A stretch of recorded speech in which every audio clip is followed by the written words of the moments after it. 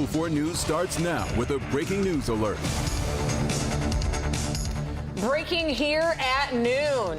A first look at the former CFO of the Detroit Riverfront Conservancy leaving court less than an hour ago after learning his fate. He'll be spending close to 20 years in prison for embezzlement. And that does top our news this noon. Thanks for joining us. I'm Rhonda Walker. I'm Jason Colthorpe. William Smith pleading guilty to charges in November for stealing more than $40 million from the nonprofit. Our Will Jones was there outside the courthouse, and Will, quite the coincidence, he's receiving the same number of years in prison as he worked for the Conservancy. Yeah, he's going to be spending the next 19 years in federal prison. As you mentioned, that's the same number of years that he worked for the Detroit Riverfront Conservancy. He actually got more years than the governor or the government was requesting. So he just walked out about 45 minutes ago of the federal courthouse. He walked to his car. We got a chance to ask him quite a few questions, but he was silent throughout all of the questioning from reporters. So both charges carried a maximum of 20 years, and those charges he pleaded guilty to were wire fraud and money laundering. Over an 11-plus year period, Smith embezzled $40 million. He used that money to fund a lavish lifestyle, buying designer clothing, going to basketball games, renting a yacht for a week in the Mediterranean, really living it up.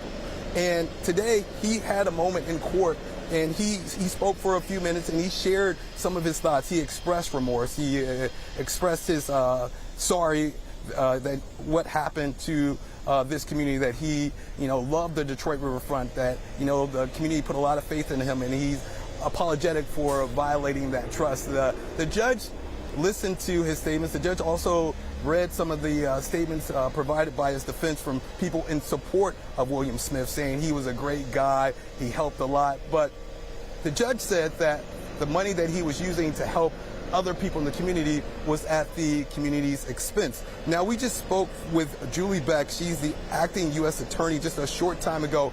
Here's her reaction to what happened in court. What's your reaction to what happened? Yeah. We are very pleased with the sentence imposed today by United States District Judge Susan DeClercq. We believe that she carefully considered everything that was in front of her and imposed a sentence that adequately reflected Mr. Smith's conduct and the impact on the community of his wire fraud and money laundering activities. And the money judgments were substantial, as they should be. So we're very pleased that Judge DeClercq took as much time as she did with this case in deciding what the proper sentence would be.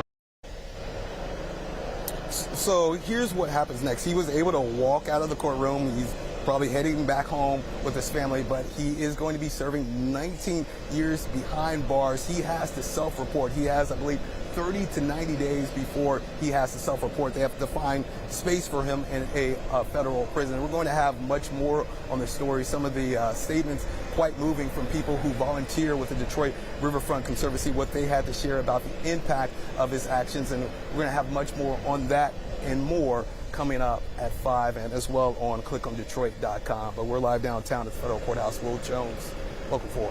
Yeah, some closure the entire city has been waiting to see. All right, Will, we appreciate it.